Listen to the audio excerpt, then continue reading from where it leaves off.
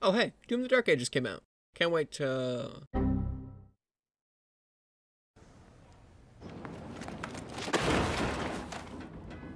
Well, since my PC is genuinely the only device known to man that can't run Doom, I have to improvise. No, I'm not going to upgrade my PC or plan console, no. Instead, I'm going to remake the game from scratch so that even my potato of a computer can run it, as any reasonable person would. I started off with adding this basic first-person controller. I then added art for the shield saw and super shotgun. These are 2D sprites overlaid onto the camera as a way to mimic the way that the original Doom games look, because unlike Dark Ages, those games can run on literally anything. And I mean anything. In addition to the sprites themselves, I also added this animation for holding up the shield. I didn't actually draw any frames for this, and instead just scales the shield up and down and moves the super shotgun side to side, which looks pretty good for how low effort it was. This on its own is pretty boring, so in order to start up on actual gameplay, I added this HUD to display armor, health, and ammo. Additionally, I also made the shotgun able to actually shoot out projectiles at the cost of ammo. The animation for this uses the same scaling technique as the one for the shield. But there's no point to any of that if there's nothing for you to shoot, so I added this test enemy. Don't question why it looks like Garfield. How the AI works is that it will wait until the player either attacks it or enters its sightline, at which point it will rotate and move towards you. Once it reaches a specified range, it will stop moving and start shooting projectiles at you. I also added this sprite which will change its art to reflect the direction it's facing relative to the camera's rotation, which involves a lot of math that I'm not going to bore you with. Having enemies is definitely a big improvement, but while you may be able to lose health, there's no way to regain it, which is a pretty big problem. To solve it, I just added pickups. This one here was used for testing and just restores 1 point of armor. Again, don't ask why it's a lasagna. I then expanded on this with unique pickups for armor, health, and ammo. They each also have a small and large variant. Ideally, these won't just be scattered around the map, but instead can be dropped from enemies depending on how you kill them. But in order to do that, there needs to be more ways to kill enemies. Because right now it's just the shotgun. The first of these new mechanics is the shield throw. This launches your shield out as a projectile and can be used infinitely, unlike the shotgun which uses ammo. However, while the shield is thrown out, you can't perform other actions, making it risky and balancing out its infinite ammo. The next new mechanic is the shield dash. When pressing space, you'll raise your shield up and gain a sudden burst of speed in the direction you're looking, damaging any enemies that you hit along the way. This makes it a good movement tool, but because you can't change direction and will stand still for a moment after it finishes, it's very committal. Now that we have more mechanics, I attached a different drop to each of them. Shotgun kills drop health, shield throws drop ammo, and dashes drop armor. This definitely isn't how these are dropped in the actual game, but I don't know how you're actually supposed to get them, because I can't play the game. Regardless, we have an actual loop now, and to add some more feedback for what's happening, I added some sound effects. Here's what the game sounds like now.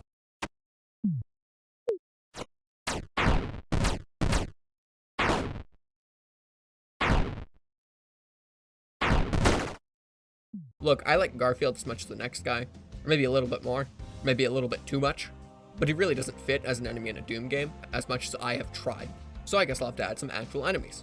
Here we have the Imp, who has low health, and will get up close to shoot slow fireballs at you. We also have the Mancubus, who's tankier and will hang back to shoot more frequently, making it the more dangerous of the two. And that's it for enemies. Oh, don't mind him. To further fix the visuals, I did some updates to the environment. On top of some new level pieces like walls, trees, and grass, I also changed the ground texture to this dark green, which along with the environmental sprites, makes it look like a grass field. I also updated the skybox to create this nighttime aesthetic.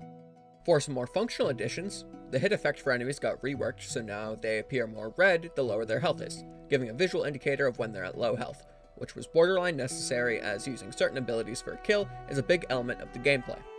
The final new addition was this text box system so that I could deliver tutorial messages. And with that, it's time to make a level. It starts out in this more enclosed area which teaches you the basics against some nerfed imps, before opening up to some more challenging encounters with imps and mancubuses? No, I'm not sure. The level then caps off with a boss fight against Cthulhu, along with some imps and pickups being laid out in the arena. Here are some small highlights of gameplay.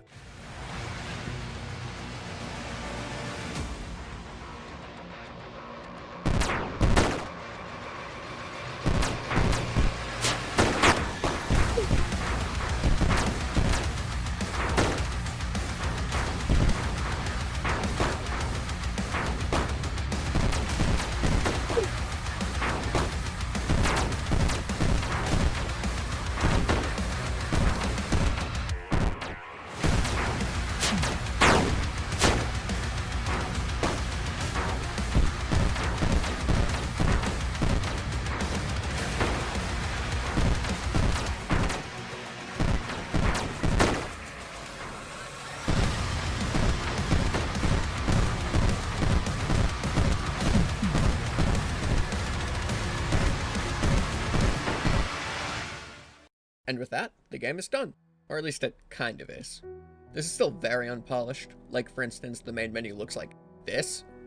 There's also no actual mechanic for death, and instead your health will just go into the negatives. And I can go on and on about all of these small imperfections. So on top of this game being in all honesty really bad, and the fact that a lot of it is blatant plagiarism, like with some of the sprites being traced over, or even just the concept as a whole, I will not be releasing it, at least for now. It goes without saying, but obviously the actual game is going to be a million times better than whatever I could make, but hey, at least in my version, ray tracing isn't a required feature.